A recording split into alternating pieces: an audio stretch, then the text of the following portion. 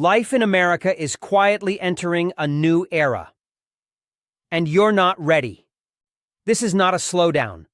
This is not a bad year.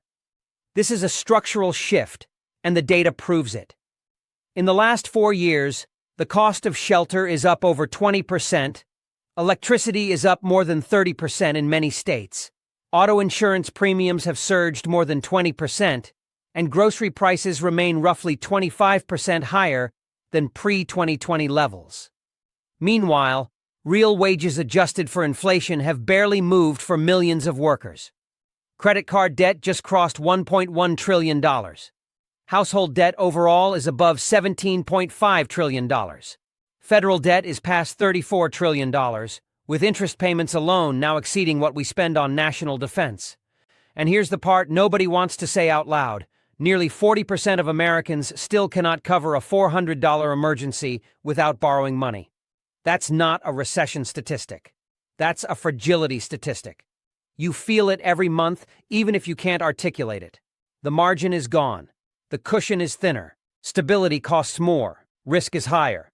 And the old advice, work hard, save, be patient, doesn't stretch the way it used to.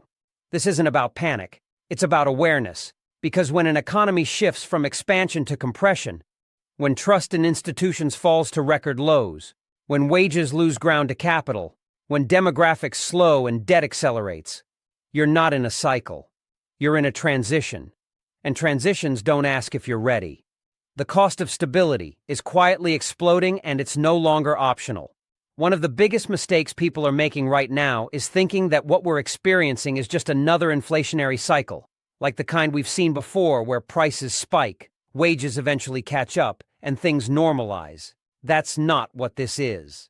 What's happening instead is that the baseline cost of stability in America is being permanently reset higher, and most people don't realize it yet. Stability used to mean you could cover housing, utilities, food, transportation, and insurance with a full-time job and have something left over. That definition is breaking down fast. According to the Bureau of Labor Statistics, since 2020, shelter costs are up over 20%, electricity prices are up more than 30% nationally, auto insurance premiums have risen roughly 22% in just the past 2 years, and health insurance deductibles continue to climb even when premiums appear stable. None of this is discretionary spending. This is the cost of staying functional. What's dangerous here is that wages have not moved in proportion. Real wages, adjusted for inflation, are still below their 2019 peak for a large share of workers, meaning people are earning less purchasing power while the cost of staying afloat keeps climbing. That's the quiet shift. You're being charged more just to stand still. And once stability becomes unaffordable, people start making trade-offs that compound over time, skipping preventative health care, deferring car maintenance, carrying balances on credit cards, letting insurance lapse.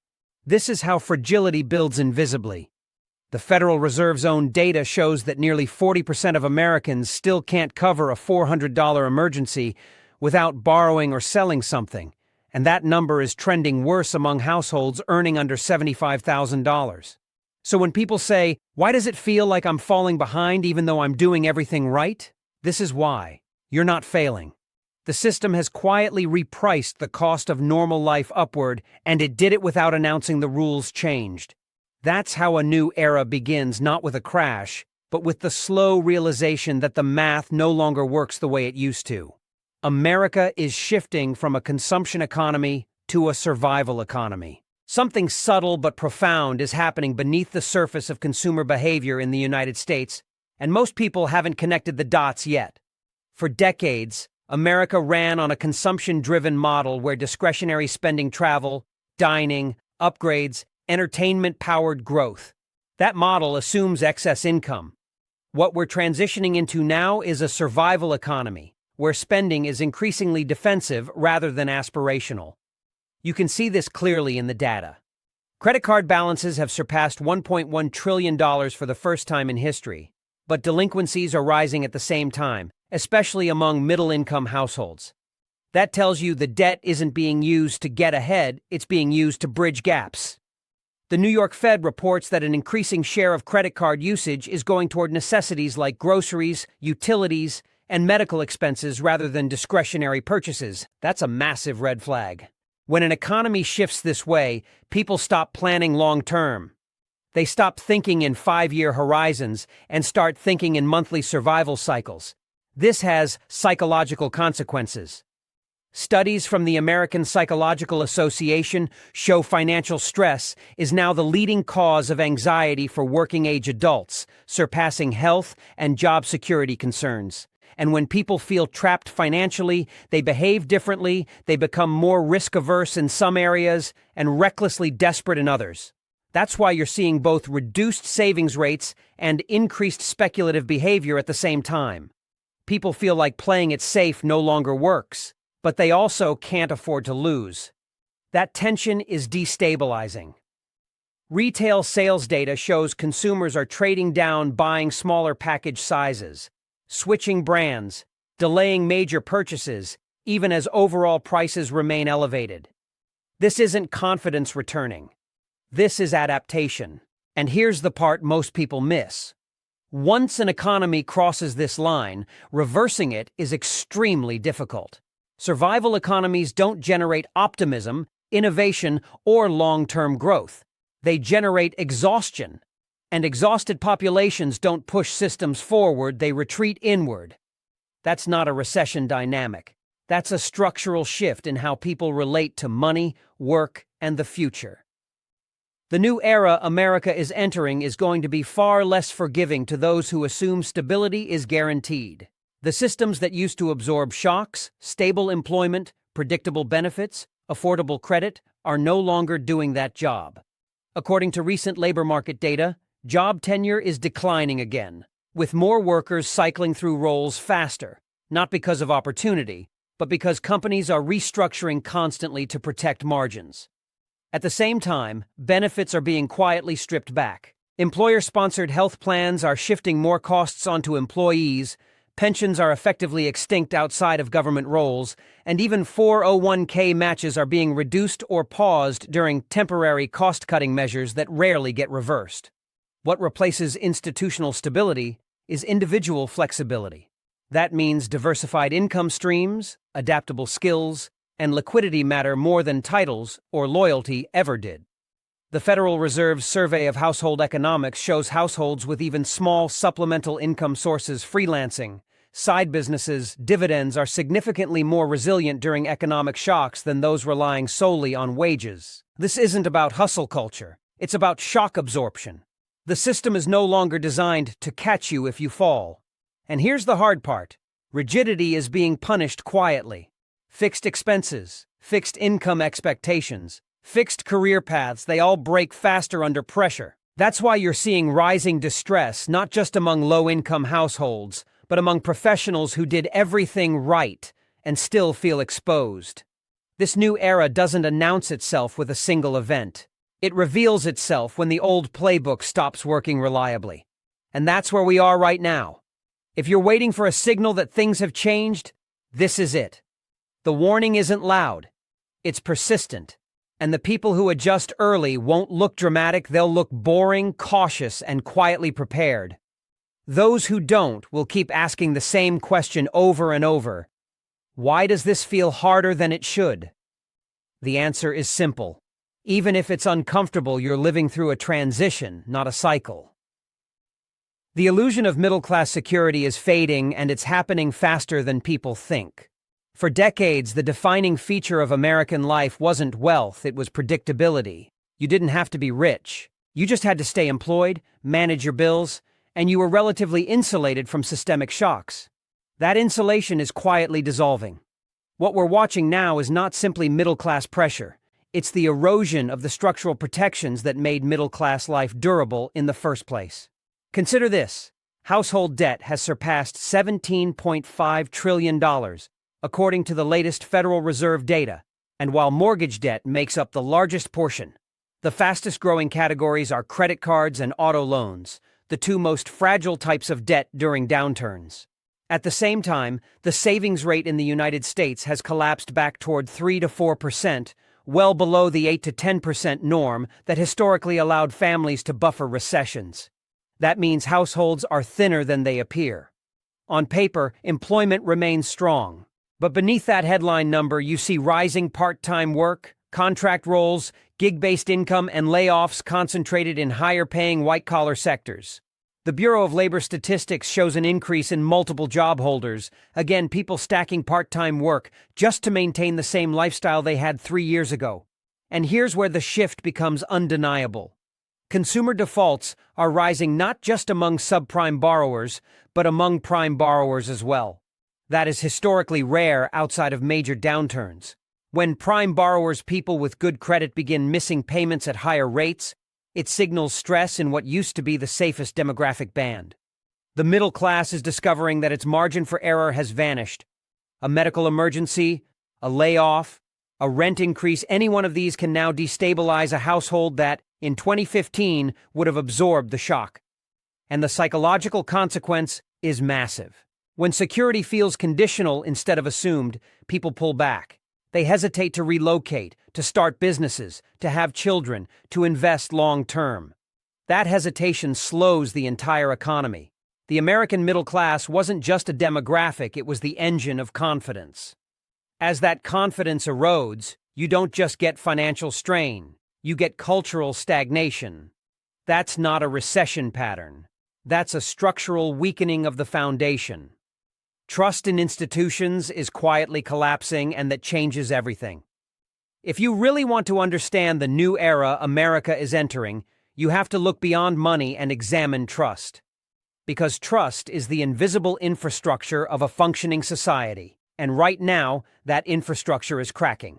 Gallup polling shows trust in Congress hovering near historic lows, often below 20%. Trust in major media institutions has fallen sharply across political lines. Even confidence in the banking system, something Americans rarely question openly, showed measurable strain during the regional bank failures in 2023, when over $500 billion in deposits moved in a matter of weeks. That kind of movement doesn't happen in stable systems. It happens when people feel uncertain about guarantees. And this erosion of trust has financial consequences. When people don't trust institutions, they hoard liquidity. They reduce risk-taking. They become defensive with capital. Small business formation rates, while still present, are increasingly concentrated in low-overhead digital sectors, rather than capital-intensive ventures that create durable employment. Why? Because people don't trust the long-term environment enough to commit. The World Economic Forum and Edelman Trust Barometer have both noted that societal trust levels are directly correlated with economic expansion. When trust falls, growth slows not immediately, but persistently. And here's what makes this moment different from past cycles. The distrust is not localized to one political party, one industry, or one event. It's diffuse. Healthcare costs, student loan systems, housing affordability, retirement security across categories. Americans increasingly feel that the institutions managing these pillars are either ineffective or indifferent. When that perception takes root, behavior shifts permanently. Retirement contributions get paused. Long-term investments are delayed. Families stay geographically fragmented because relocation feels risky. That fragmentation weakens social cohesion, which further weakens economic resilience. It becomes self-reinforcing. And the most dangerous part? Distrust spreads faster than confidence rebuilds. Once people begin questioning whether the system is designed for them or against them, the old assurances stop working. Policy announcements lose their calming effect. Official data gets doubted. Narratives fracture. That's when a country transitions from tension to volatility. And volatility, if not stabilized, becomes instability.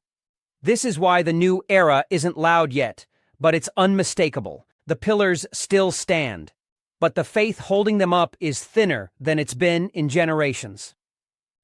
The labor market is being rewired, and most workers are underestimating the speed of it. For a long time, Americans were told that technological disruption was coming eventually. That automation would reshape factories, that artificial intelligence would change certain industries, that remote work would alter office culture, but that these shifts would take decades to fully materialize. That assumption is now dangerously outdated. The rewiring of the labor market is no longer theoretical. It is active, measurable, and accelerating. According to multiple labor reports in 2024 and 2025, white-collar layoffs in technology, finance, media, and consulting have remained persistently elevated compared to pre-2020 baselines. At the same time, companies are openly citing automation, AI integration, and efficiency restructuring as permanent cost strategies rather than temporary adjustments. The IMF has estimated that up to 40% of global jobs will be impacted by AI in some form, and in advanced economies like the United States, that exposure rate is even higher. But here's where people misread the data. Impact does not mean total job elimination, it means compression. Fewer workers doing more output, smaller teams generating higher margins. And when that happens, wage growth does not accelerate, it stalls. We are already seeing this in productivity data. Corporate profits have remained resilient in many sectors, while compensation as a share of national income has not kept pace proportionally. That divergence matters. Because in the old era, productivity gains eventually flowed back into wages. In this emerging era, productivity gains are increasingly flowing into capital concentration. This creates a silent squeeze on professional workers who believe their education insulated them. And what's even more destabilizing is the unpredictability. A generation was told that coding was safe now. Entry-level programming roles are among the first to be automated. Journalism, legal research, financial analysis all exposed. Even healthcare administrative roles are being compressed by AI systems that reduce billing staff and clerical overhead. The new labor environment rewards adaptability over tenure. Loyalty over decades is being replaced by modular skill stacking. But most institutions, universities, HR departments, corporate structures are still operating under the old model. That lag creates vulnerability. Workers are training for jobs that may not exist in their current form 5 years from now. And when labor uncertainty rises, long-term commitments decline. Home purchases get delayed. Family formation gets postponed. Entrepreneurship feels riskier. This is how economic transitions reshape culture, quietly, gradually, then all at once. Demographics are turning against the old growth model. And that's a bigger problem than people realize. There's a structural force unfolding beneath everything we've discussed so far, and it's demographic gravity. For decades, American growth relied on population expansion, workforce participation, and consumer formation cycles, young adults entering the workforce, forming households, buying homes, having children, and repeating the pattern. That engine is now slowing in measurable ways. U.S. birth rates have fallen to historic lows, hovering around 1.6 children per woman, well below the replacement rate of 2.1. At the same time, the population is aging rapidly. By 2030, all baby boomers will be over the age of 65, meaning a larger percentage of the population will be drawing from entitlement systems rather than contributing payroll taxes into them. That shift strains Social Security, Medicare, and state-level pension systems that were built on different demographic assumptions. Meanwhile, labor force participation among prime-age workers has recovered somewhat post-pandemic, but participation among younger cohorts shows increasing volatility, partly due to prolonged education paths, gig work instability, and financial discouragement. Immigration, which historically offset demographic slowdowns, remains politically and administratively constrained, creating uncertainty around future workforce expansion. And here's why this matters for the new era. Slower population growth means slower organic economic growth. It means fewer new households driving housing demand, fewer new consumers powering retail expansion, fewer workers supporting an aging tax base that forces governments and corporations to rely more heavily on productivity gains and debt expansion to maintain growth targets. We've already seen what excessive debt reliance looks like, federal debt surpassing $34 trillion and rising, with interest payments alone becoming one of the fastest-growing budget categories. When demographic expansion slows, financial engineering tends to increase. But financial engineering cannot permanently replace organic expansion. This is the quiet tension building in the background. An aging population with rising healthcare costs, younger generations delaying milestones, and a fiscal structure built on assumptions that no longer hold. The old growth model depended on expansion. The new era may be defined by constraint, and societies built for expansion struggle psychologically and politically when confronted with limits. That's the deeper shift most people aren't emotionally prepared for. Not collapse, not chaos, constraint, slower growth, tighter margins, harder trade-offs. That is the era quietly forming around us. America is entering an era of permanent financial tightness, not a temporary squeeze. One of the most misunderstood dynamics right now is interest rates. People are still mentally anchored to the 2010 to 2021 period when money was effectively free. Mortgage rates under 4%, auto loans below 3%, corporate borrowing at near zero.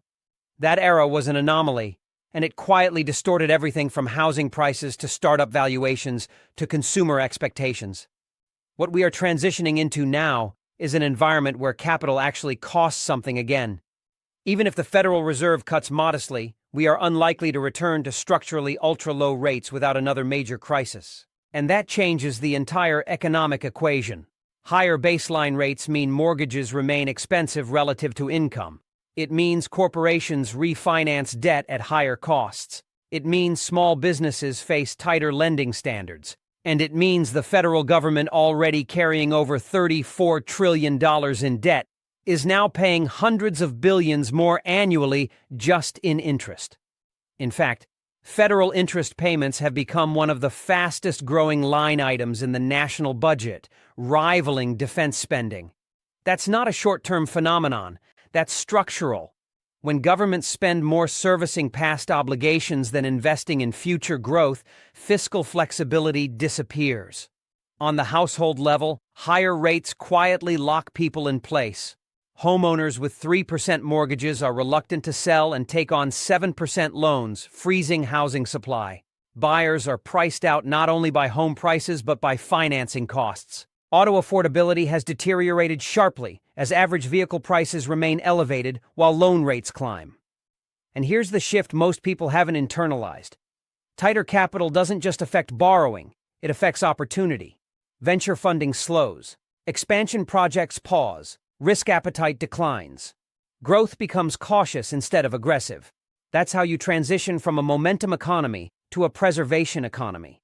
The easy money era rewarded leverage. This era punishes it. The problem? An entire generation of consumers and businesses were trained during the leverage era. And unwinding that mindset takes years. Until it happens, financial friction will feel persistent, not episodic.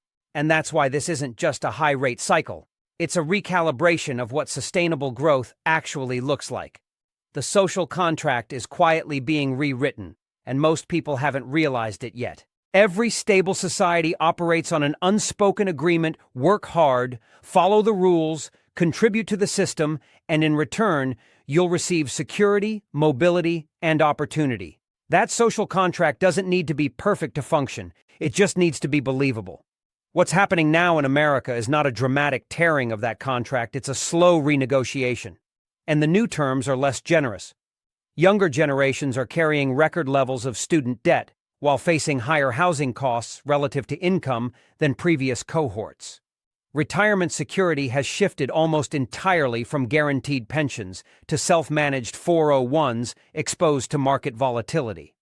Healthcare costs remain unpredictable even for insured households.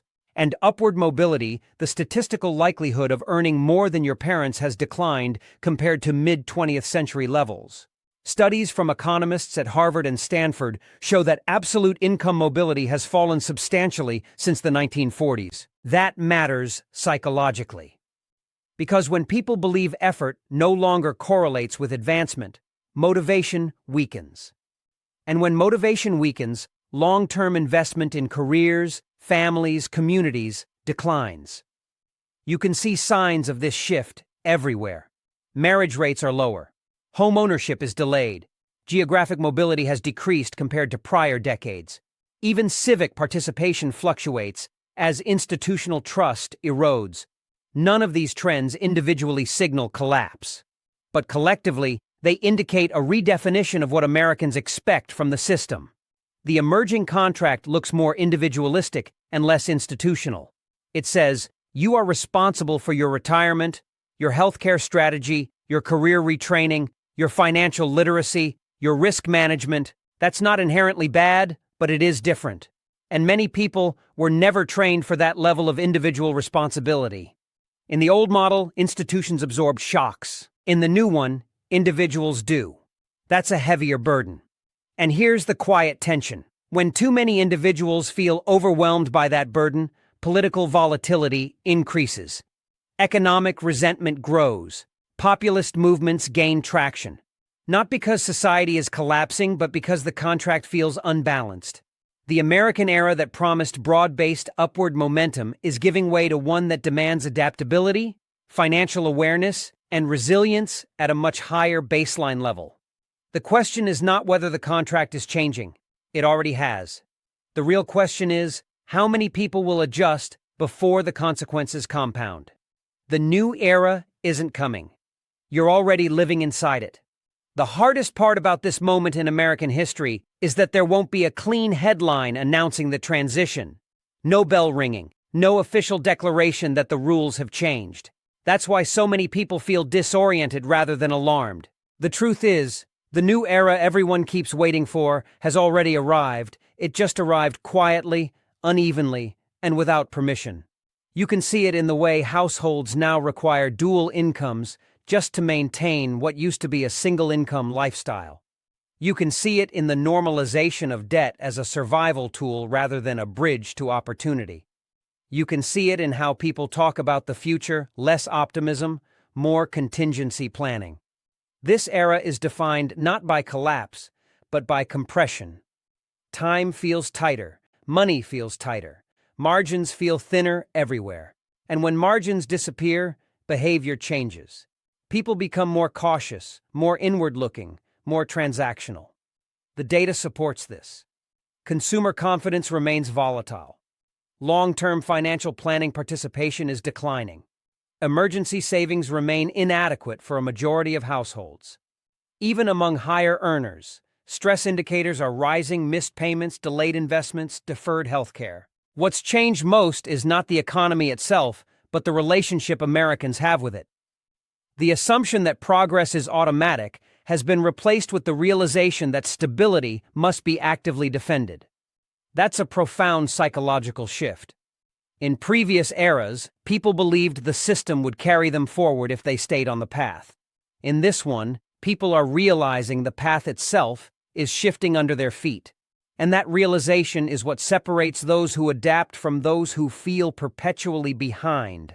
This era rewards awareness, flexibility, and preparation, not blind optimism or rigid adherence to outdated playbooks. It punishes denial, it punishes passivity, and it especially punishes the belief that things will go back to normal. Normal was a specific set of conditions: cheap energy, cheap money, expanding demographics, high institutional trust, and those conditions no longer exist in the same configuration. That doesn't mean the future is doomed, but it does mean it will look different. The people who recognize that early don't panic, they reposition. They build buffers, they diversify income, they lower fixed expenses, they think in scenarios rather than certainties, and they stop waiting for permission to adapt, because in this era no one is coming to reset the rules for you. The quiet truth is this: readiness is no longer optional. It's the price of participation. And here's the reality most people won't accept until it's too late.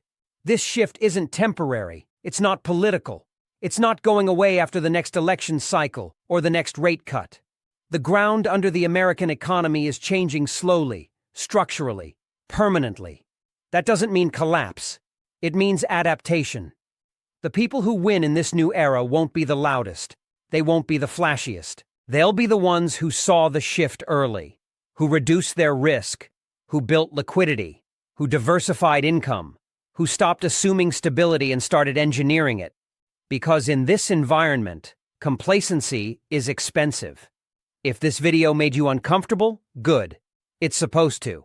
Awareness always feels uncomfortable at first, but denial costs more. So here's the question I want you to think about. Are you positioned for the world that's forming? Or are you still planning for the one that already ended? Let me know in the comments what changes you're seeing where you live. What feels different? What feels tighter? What feels unstable? And if you're paying attention to these shifts, if you want to stay ahead of them instead of reacting late, make sure you're subscribed.